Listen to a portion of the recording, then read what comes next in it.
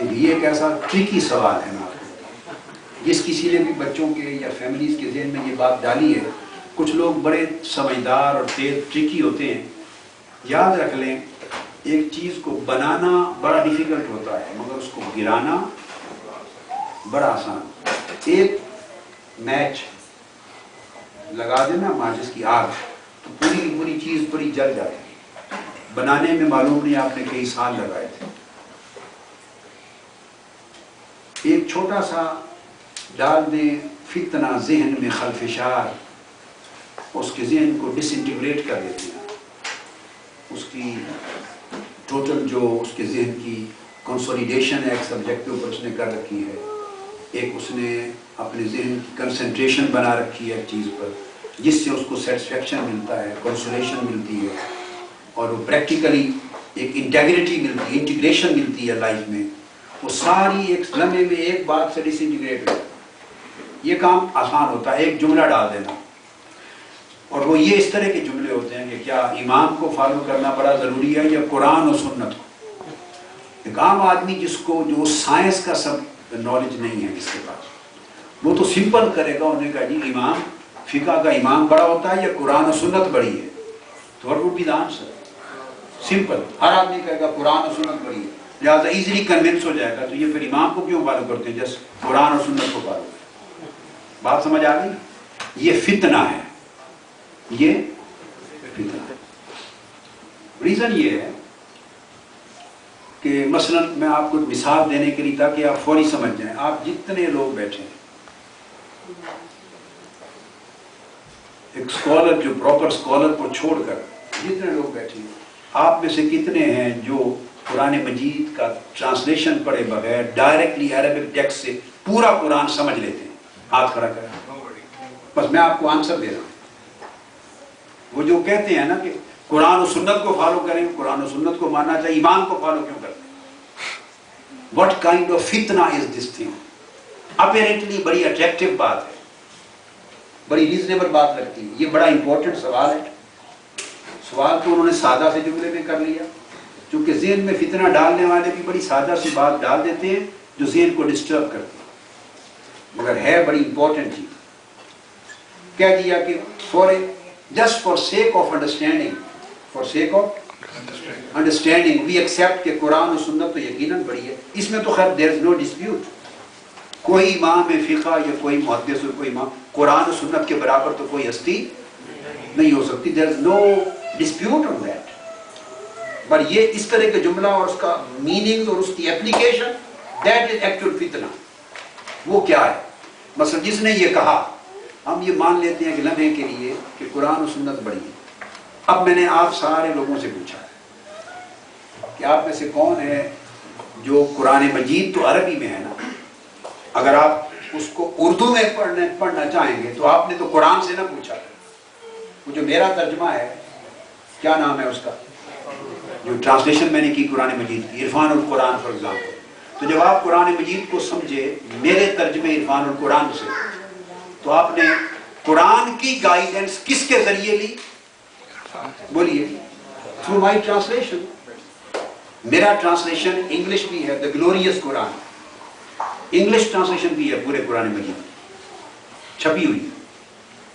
اردو میں عرفان القرآن ہے، انگلش میں اس کا نام دا گلوریس قرآن ہے. اگر آپ اردو بھی نہیں آتی، you are trying to understand Quran through my translation the glorious Quran. So you understood Quran and Quranic message through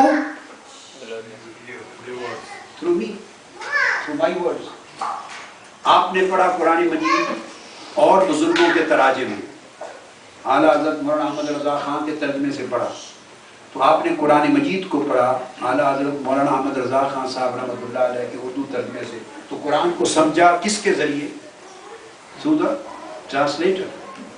کسی نے مولانا اشرف علی تھانوی صاحب کا ترجمہ پڑھا، کسی نے شاہ عبدالحق دہلوی صاحب کا ترجمہ پڑھا.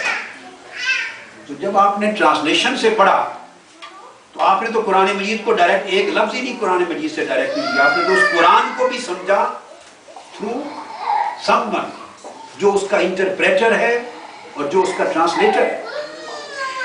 آپ کا تو قرآن مجید کو یہ جو کہا تھا کہ قرآن سے ڈائریکٹ سمجھنا چاہیے قرآن کو، تو آپ کی تو چھٹی ہو گئی.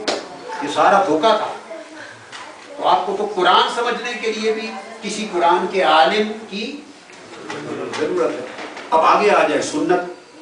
تو قرآن تو ایک بک ہے, سنت تو 100 کتابیں ہیں حدیث کی. اس کو کون جانتا ہے؟ آپ میں سے کوئی ہے جو کہے کہ میں ڈائریکٹ حدیث کی کتابوں کو براہ راست پڑھ کے سمجھ لیتا ہوں؟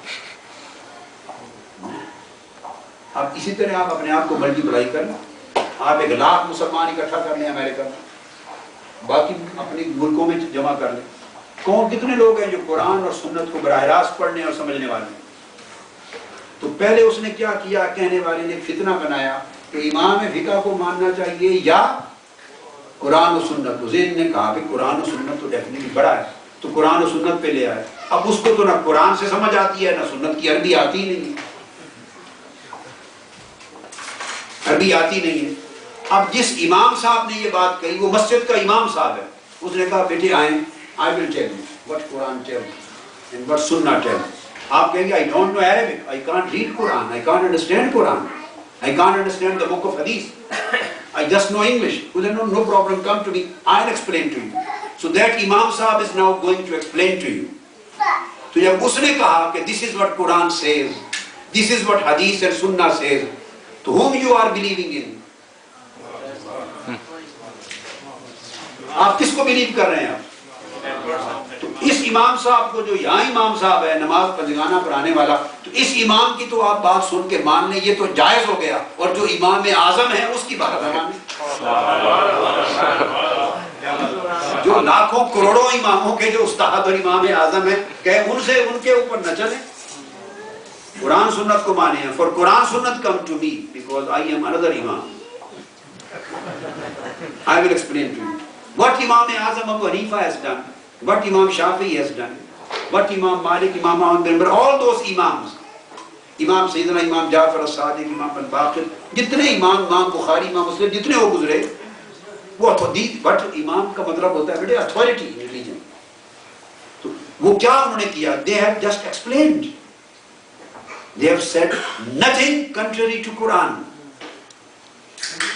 They have said nothing contrary to Sunnah.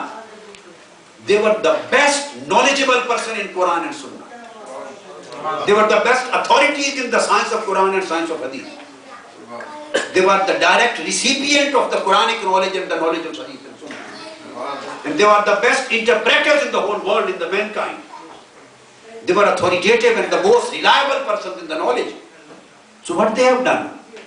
They have not created a different deen from Quran and Sunnah. They have nothing given to you, anything contrary to Quran and Sunnah, anything against Quran and Sunnah. They have not created a book of their own. Whatever they have said, whatever they have written, they have relied upon Quran. They have relied upon Sunnah. They have interpreted the Quran. They have interpreted the Sunnah. They have simplified the things. They have codified the knowledge of Quran and Sunnah in legal jurisprudential ways, and they have presented the same message of Quran and message of Sunnah to us. This is what Imam Azam Abu Hanifa said. تو انہوں نے قرآن اور سنہ ہی تو سمجھائی ہے, اور کچھ نہیں کہا انہوں نے. آپ بات کو سمجھ گئے؟ یہ طریقہ ہے. قرآن مجید میں, سنت میں کچھ چیزیں منسوخ ہیں, کچھ ناسخ ہیں. تو عام لوگوں کو کیا پتا ہے what is ناسخ and what is منسوخ? Then there is شان نزول. What was the specific situation when this ayat was revealed? عام لوگوں کو کیا پتا کہ شان نزول کیا ہے, ناسخ و منسوخ کیا ہے? If there are apparently two ahadith which look contrary to each other, inconsistent to each other, اگر آپس میں ٹکراؤ اور تضاد نظر آئے ظاہراً apparently, reality میں نہیں ہوتا, so how would you resolve this problem?